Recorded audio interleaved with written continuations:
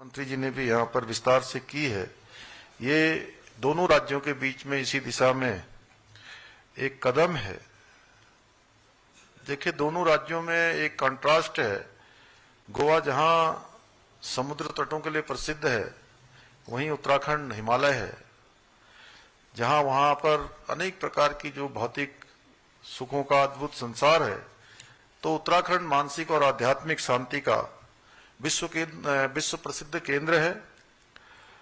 गोवा उत्तराखंड भले ही भौगोलिक रूप से और जो हम कहते हैं हमारा पूरा देश जो विविधताओं का देश है, अलग अलग बोलियों का, अलग अलग भाषाओं का, अलग अलग रहन सहन का, अलग अलग जीवन पद्धतियों का देश है, वहीं दोनों राज्यों को जो एक जैसे जोड़ती है वो है पर्यटन, जिसके बारे में मैंने बताया कि यहाँ पर किस प्रकार का पर्यटन है और गोवा में किस प्रकार का पर्यटन है।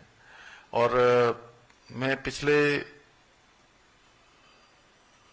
साल की जो यात्रा थी हमारी, ये जिसको बोलते हैं हम 4 धाम यात्रा, और पूरे देश से दुनिया से लोग यहाँ आते हैं। और गत वर्ष की जो हमारी यात्रा थी वो अपने आप में बहुत बड़ी ऐतिहासिक यात्रा थी। और इस यात्रा में एक रिकॉर्ड, आज तक का सबसे बड़ा रिकॉर्ड बना। क्योंकि कोरोना के बाद यात्रा प्रारंभ हुई और हमारे लिए बड़ी चुनौती थी पिछले वर्ष। इस वर्ष हमने उस चुनौती को, क्योंकि पहले से हमने एक्सेप्ट किया कि हमें मालूम था कि इस बार भी जो है ये यात्रा पिछले सालों से भी ज्यादा बड़ी होगी।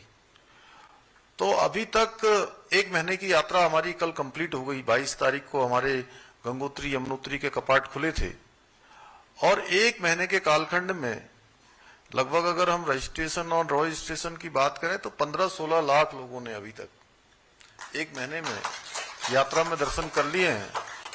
यानी कि अभी हमारा मई का महीना चल रहा है, जून, जुलाई, अगस्त, सितंबर, अक्टूबर, यानी कि 5 महीने अभी यात्रा के पूरे हैं।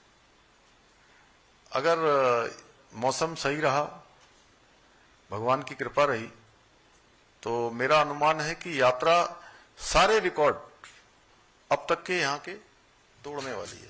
सारे रिकॉर्ड